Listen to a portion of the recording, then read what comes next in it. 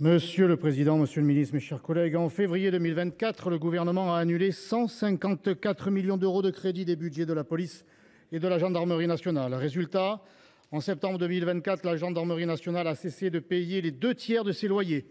La gestion de ces budgets régaliens par les gouvernements Borne et Attal aura été calamiteuse. Pour les Jeux Olympiques, il y avait 2 choses à faire: assurer la sécurité. Nos forces de l'ordre l'ont fait. Quand on leur donne les moyens et le soutien, la première des libertés est assurée pour les Français.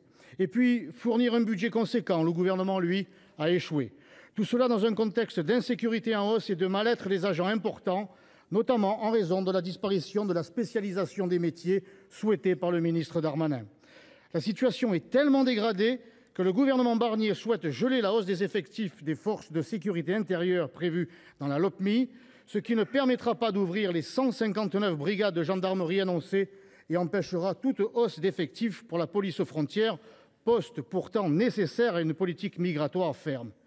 Je voudrais croire en votre détermination, monsieur le ministre, pour venir à bout de la crise majeure en Nouvelle-Calédonie et à Mayotte, de la crise migratoire, et mener à bien la lutte contre le narcoterrorisme. Mais il faudra avant tout gagner les arbitrages budgétaires au sein même de ce gouvernement ou du prochain. Votre réconciliation avec Philippe de Villiers est un signe, une preuve supplémentaire même de votre attachement à la France que nous aimons, et aux Français, et de votre volonté de les protéger. Mais comment ne pas être déçu et inquiet suite à votre conférence de presse à Marseille sur le trafic de stupéfiants, au cours de laquelle le mot « expulsion » n'a pas été prononcé? Vous n'avez même pas évoqué le phénomène de l'immigration, alors que, selon la police marseillaise, 50% des trafiquants sont des clandestins et que 65% de la délinquance à Marseille est le fait des étrangers. Pourquoi un tel déni? Les Marseillais attendent de l'ordre dans leur ville, monsieur le ministre, car quand le pire devient leur quotidien, la fatalité s'installe et alors la soumission et la corruption deviennent des options de vie. Là se trouvent les enjeux concrets derrière ces lignes budgétaires que nous examinons. Je ne ferai pas l'affront aux Vendéens que vous êtes d'en appeler à de l'audace, encore de l'audace, toujours de l'audace.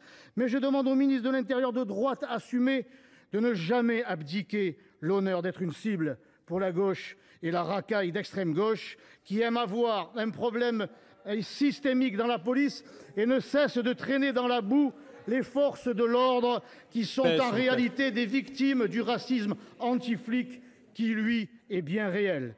En définitive, il nous faut mieux payer, mieux équiper, mieux diriger, mieux considérer le travail au quotidien de nos forces de l'ordre, car une police promue et protégée, c'est une population et une France apaisée. Alors, monsieur le ministre, les morts en service de l'adjudant Éric Comines sur un refus d'obtempérer, du gendarme Nicolas Molinari et de l'adjudant-chef Xavier Salou en Nouvelle-Calédonie nous obligent à l'exemplarité et à mener leur mission jusqu'au bout pour que leur sacrifice n'ait pas été vain. Merci, cher collègue.